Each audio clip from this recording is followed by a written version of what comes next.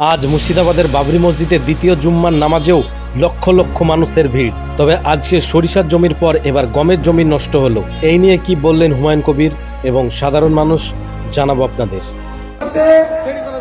আমরা কাউকে অ্যালাউ করিনি, কাউকে এখানে জুম্মার নামাজ হবে এটা বলিনি। মানুষ নিজে নিজে এখানে 1 লক্ষর বেশি মানুষ উপস্থিত হয়েছিলেন।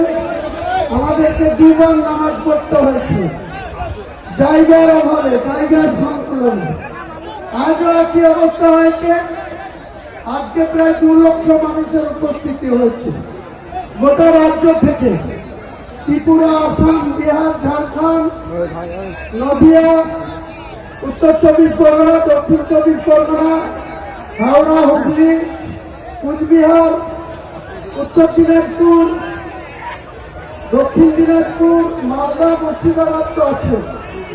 গোটা রাজ্য এবং পাশের রাজ্য আসাম, ত্রিপুরা, ঝাড়খণ্ড, বিহার, উত্তরপ্রদেশ, বিভিন্ন জায়গা থেকে কালকে রাত্রি থেকে বিভিন্নভাবে মানুষ এখানে এসছে। তাদের আল্লাহ তাদের রহমত করুক, আল্লাহ তাদের বেশি বেশি করে আরো হৃদায়ত দিক।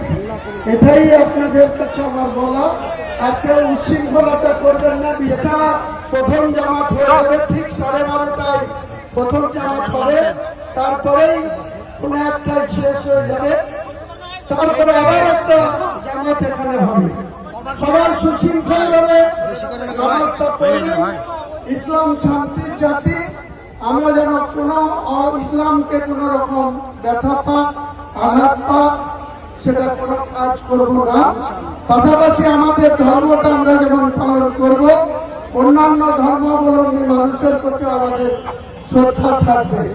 আমরা আমাদের নিজের ধর্মের প্রতি আস্থাশীল, তেমনি অপরের প্রতি শ্রদ্ধাশীল থাকবো। সবাই ভালো থাকুন। সবাইকে আমার আরেকবার সালামু আলাইকুম। أشهد أن محمدا رسول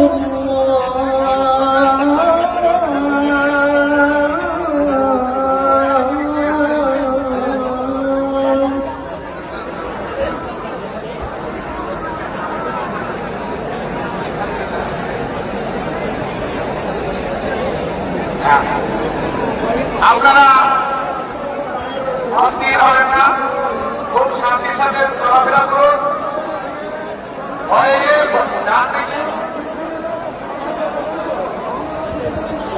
আচ্ছা, আমাদের যে মেন গেটটা বন্ধ করে দিয়েছে। আমাদের যে দ্বিতীয় গেট আছে, ওই গেট দিয়ে আসুন, এই গেটে লাগবেন না।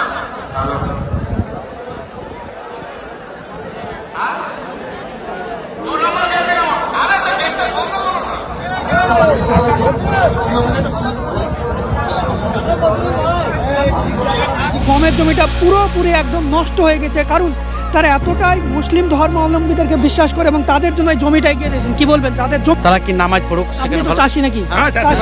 চাষি হিসাবে এই যে এইটা সার, বীজ, তারপর চাষের দাম হিসেবে প্রচুর টাকা, প্রচুর ক্ষতি। হ্যাঁ, সারের যা দাম, সব মসজিদে আমরা দান করে দিয়েছি। সব মসজিদের জন্য কি মানুষ আসছে, নামাজ পড়ার তো জায়গা চাই, তার জন্য এই ফসলের উপরে নামাজ পড়ছে। সার নিচ্ছে না, কিছু টাকাও অনুদান করে অনুদান করে